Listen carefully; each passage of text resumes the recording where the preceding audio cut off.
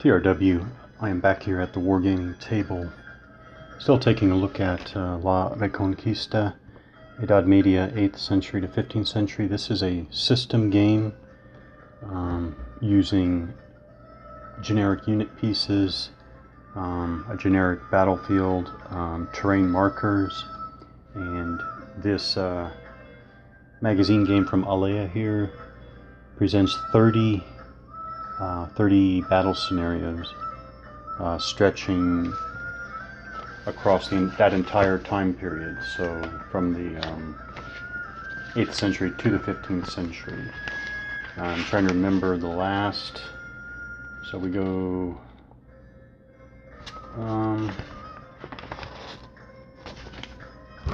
let's see,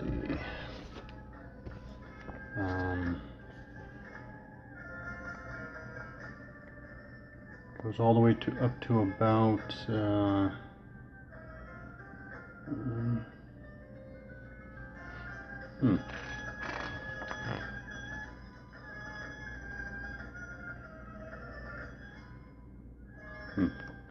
Well, I do think the battles stretch over this long general period, with a focus on the Iberian campaigns, part of the again, the La Reconquista. I am definitely, my goal here is definitely to put everything together, to pull everything together. There's a lot to like here, so I am still trying to get to that overall experience. This is the Battle of Quart. Fought, I think, in 1094.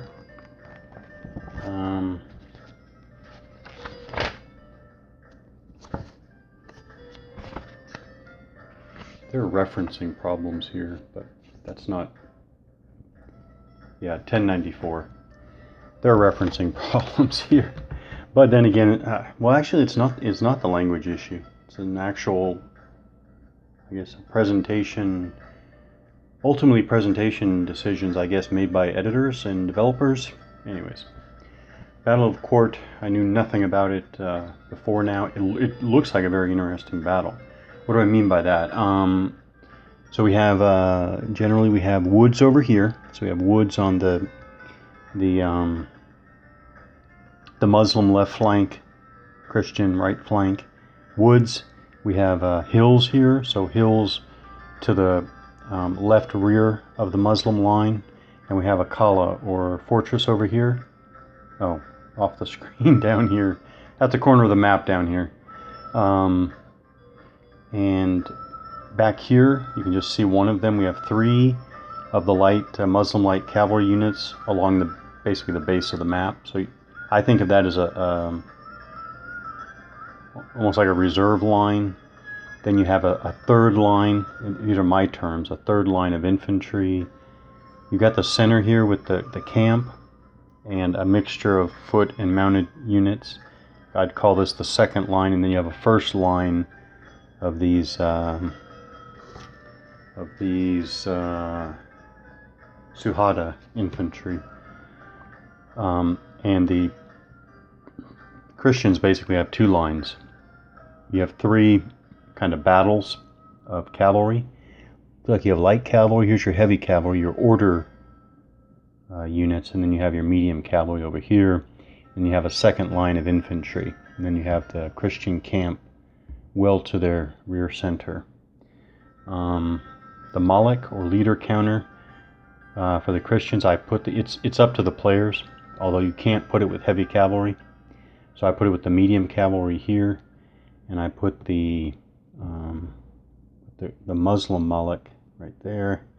Which, by the way, I mean, I guess I'll just say in passing, this is the nice thing about, one of the nice things about this game system is the little touches of I don't know, historical detail. So you actually have distinct Malik counters, one for the Christian side, one for the Muslim side. I like that. But I put the Muslim Malik counter back here. Again, down here by the Kala, there's a couple of medium cavalry units. So same idea. for both sides. I put the Mallet counter with medium cavalry. Okay, so another reason why this battle looks interesting, apart from having distinct lines that'll be interesting to see how these lines interact, but also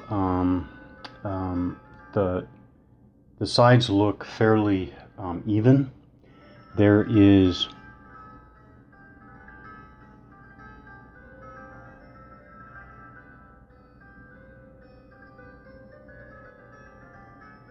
oh wow. There are seven different unit types. I'm counting quickly. A quick scan. I got 7 different unit types on the Muslim side and 5 unit types on the Christian side. So the good number of different unit types on each side looks like it's going to be very interesting. Okay.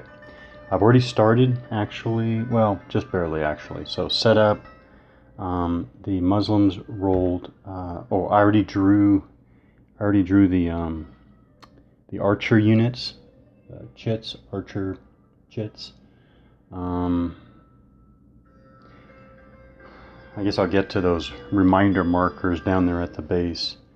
I drew 2, 3, and 4 for the Muslim. They're just off the screen here next to the map edge here. So archer markers 2, 3, and 4, which is really interesting. They're totally mirror opposites. So the Muslims drew randomly 2, 3, 4. The Christians randomly drew 6, 7, and 9. So mirror opposite in their archer chit draws, which again I'll talk about when we execute that mechanic. Although I've talked about the mechanic before.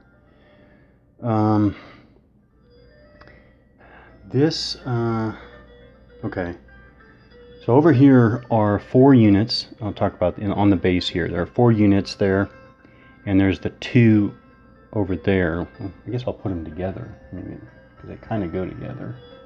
This one's different. I'll talk about that next. All right, so I should do this. So those are the Christian units. They are replacement units, basically. So I might have mentioned this, but I'm not sure that I really went into much detail. So I'll do that now. Because this, again, is the battle where I'm trying to pull this all together, execute everything. So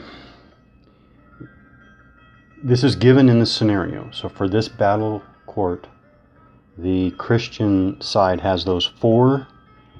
They're called Zaga. They're called Zaga units. They're replacements. So again, by scenario, the Christians have the 4 Zaga units, and the 2 is the Fugata. So that's for the Christian side. For the Muslim side, their Fugata number. So obviously, I grabbed these number markers from my general collection of markers. Okay, the 3 and the 2 are not from this game, right? But this is so I don't have to keep referencing the rule book with the scenario description. In the scenario description for the Muslim side, it lists the Fugata as 3, which I'm going to talk about, and it lists these 4 Zaga units for the Muslim side. So what it is for the Zaga, you get, in this case, 1 of this unit type, 1 of this unit type, 1 of this unit type, 1 of this unit type, just for this particular battle. It's always different, or there is variability. I just realized that these aren't related. Never mind, they're not related, but I'll talk about them now. But I guess I can go in order. I'll put these down. Okay, I'm sorry. Should have thought about this. All right, the Fugata number is the minimum number of units lost to reduce the number of archer markers. So what the 3 means is that once the Muslim side loses 3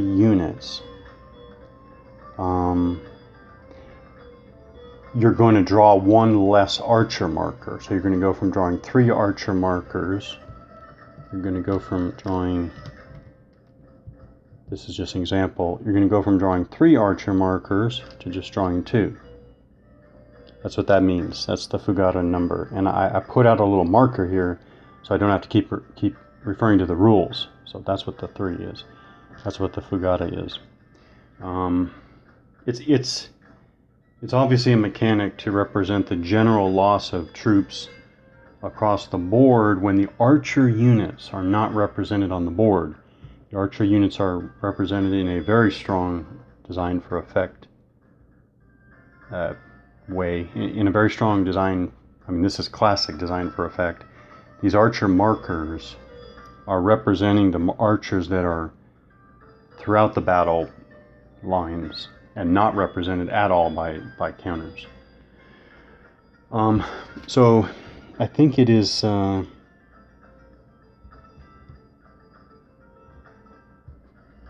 yeah, it's not all units, but it's when you lose a certain number of a certain type of unit.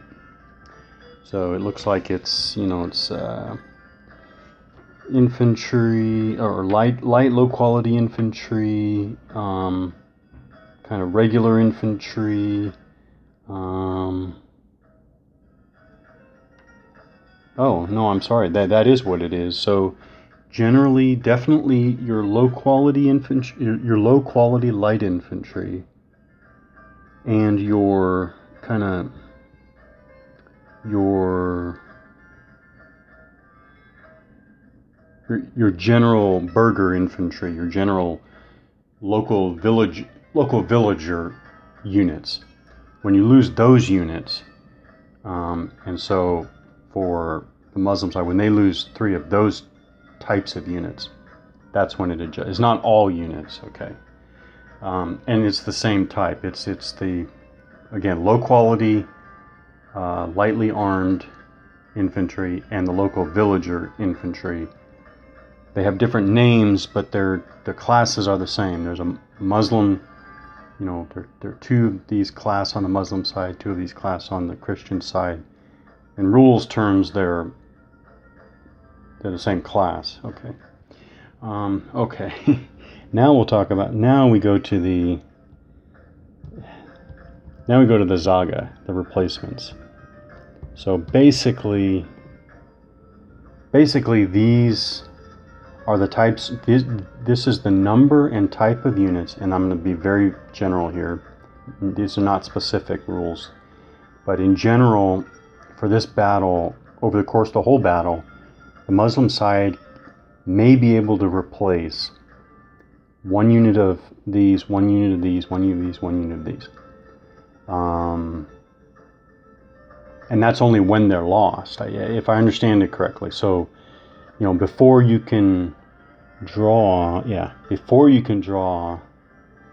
this replacement, you have to lose 1 of these units of the same type or class. But these are generally the units available. I mean, I certainly don't have a problem with this. I generally like this. So I look at this, you know, the designer I don't remember any explanation, but I like this in the sense of, even though this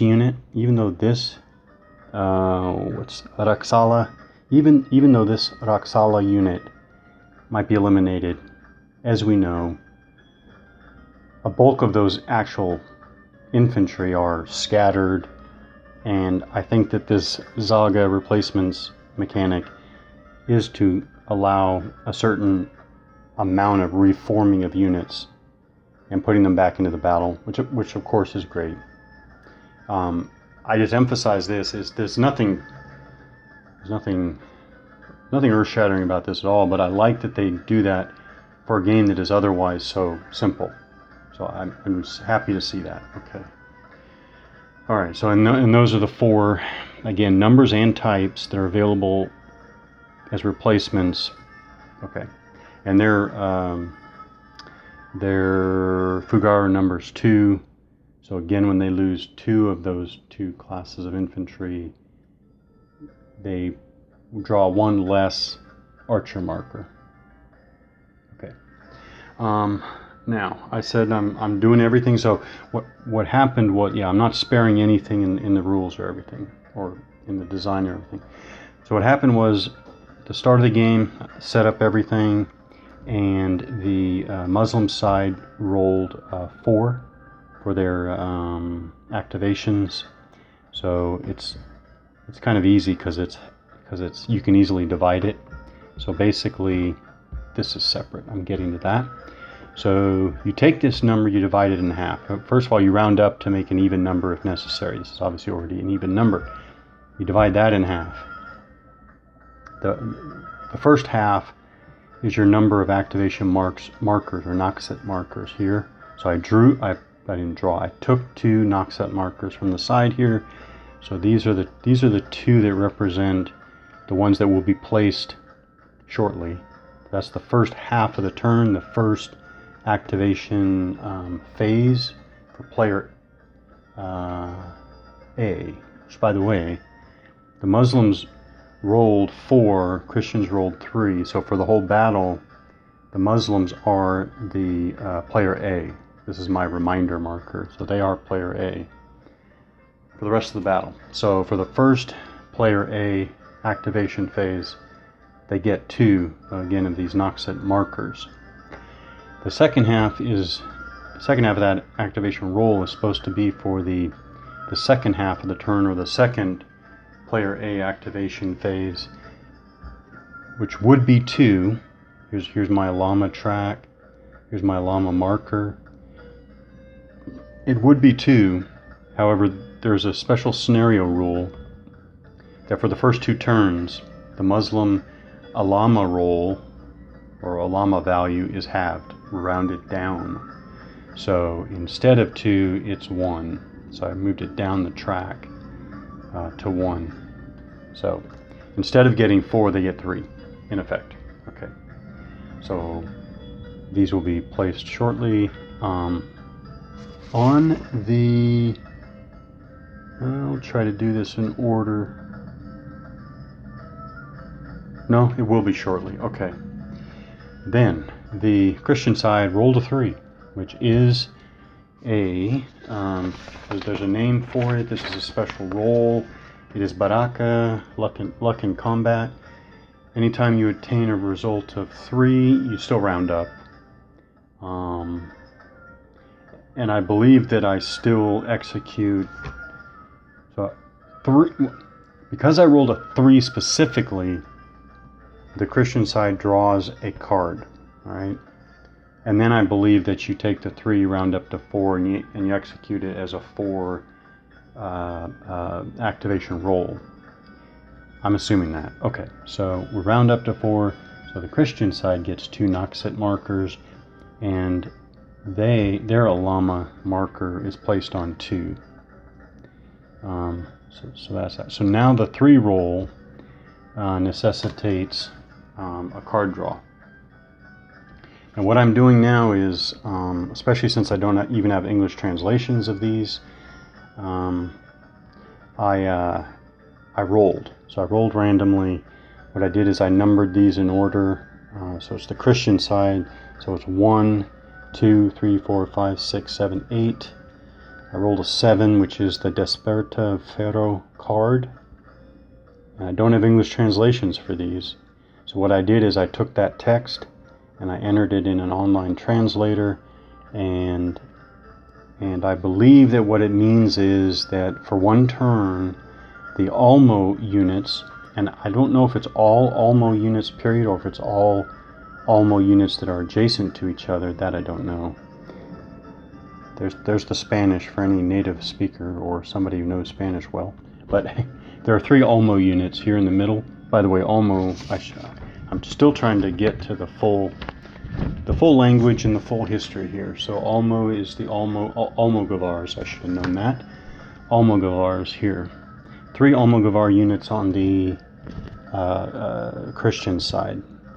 So I think what this means is those Almogavar units, for one turn, they can execute ranged combat in each impulse, and they can also conduct combat without restriction.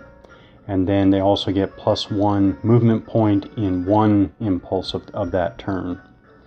I'm not sure what that parenthesized text means. I think I forgot to enter that. Anyways, and this is used once per turn. I'm sorry, this is used at the start of a turn. And that's what led me to believe, because I was wondering, this is the first time I'm incorporating these game cards.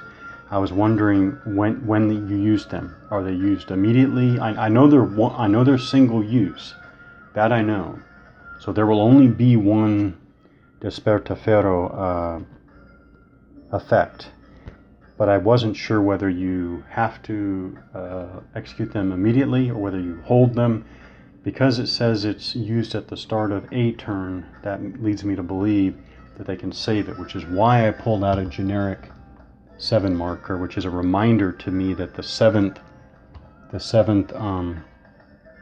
Christian game card is available for play.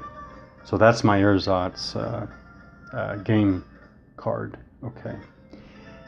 And what we'll do here, we go to player A. You place your Noxet markers. What do we want to do? Let's do, I don't know. Oh, I know what. I want to move this center line up. So we'll start on the flanks, right? So we'll start with the Rexala unit here and the Rexala unit here. We'll just do that. Alright, and then player B places their Noxet markers. They want to start with their light cavalry on their right, like that, like that. Alright, then